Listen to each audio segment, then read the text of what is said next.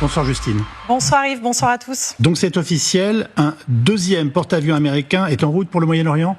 Effectivement, et Donald Trump d'ailleurs vient de le confirmer il y a quelques minutes. Écoutez-le. Craft carrier that you decided to send. Yeah. Talk about why you made that choice. Well, in case we don't make a deal, we'll need it. If we don't have a deal, we'll need it. If we have a deal, we could cut it short. It'll be leaving very soon. We have one out there that just arrived. If we need it, we have it ready. A very big force. Et alors que c'était le porte-avions Bush qui était envisagé, des hauts responsables américains confiés au New York Times, l'équipage du porte-avions USS Gerald Ford a été informé hier qu'ils ne rentreront pas à leur port d'attache avant le mois d'avril ou de mai. Cap sur le Moyen-Orient, le Gerald Ford, ce n'est pas n'importe quel bâtiment, c'est ce qui se fait de mieux en la matière, le porte-avions le plus grand et le plus moderne du monde, pour citer les spécialistes. 337 mètres de long pour 41 mètres de large. C'est un porte-avions à propulsion nucléaire et rappelons que c'est ce qui lui permet d'être complètement autonome en mer. Il vogue non pas avec du carburant mais grâce à 2 réacteurs nucléaires. Il peut ainsi opérer pendant des années sans ravitaillement à une vitesse allant jusqu'à 30 nœuds, soit à peu près 55 km/h.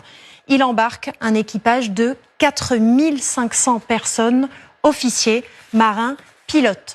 Et surtout, il peut embarquer jusqu'à 90 avions sur son pont et dans ses cales, avions de combat, bombardiers, hélicoptères d'attaque, avions de surveillance AWACS.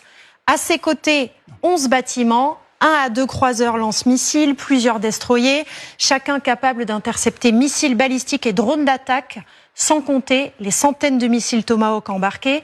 Il est aussi question d'un navire ravitailleur, voire d'un sous-marin.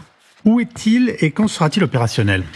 Eh bien, actuellement, et cela depuis le mois de novembre, il se trouve en mer des Caraïbes au large de Porto Rico, face au Venezuela, avec son escorte. C'est cette armada qui avait permis l'opération qui avait mené à la capture de Nicolás Maduro début janvier. Et selon l'agence de presse Reuters, il pourrait mettre 1 semaine à traverser l'Atlantique pour se positionner ensuite au large d'Oman d'ici 3 à 4 semaines aux côtés de l'Abraham Lincoln, ce qui correspond au calendrier évoqué hier par Donald Trump pour laisser une chance aux négociations, 1 mois. Écoutez-le. We have to make a deal, otherwise it's going to be very traumatic. Very traumatic. I don't want that to happen, but we have to make a deal. Yeah, look, if they don't make a deal, then it'll be a different story. Alors faut-il y voir une menace pour tordre le bras de l'Iran ou une manœuvre pour tenter de calmer les tensions dans la région ?